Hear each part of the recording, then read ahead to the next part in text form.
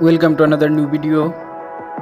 In this video you will see how to disable WhatsApp media auto download.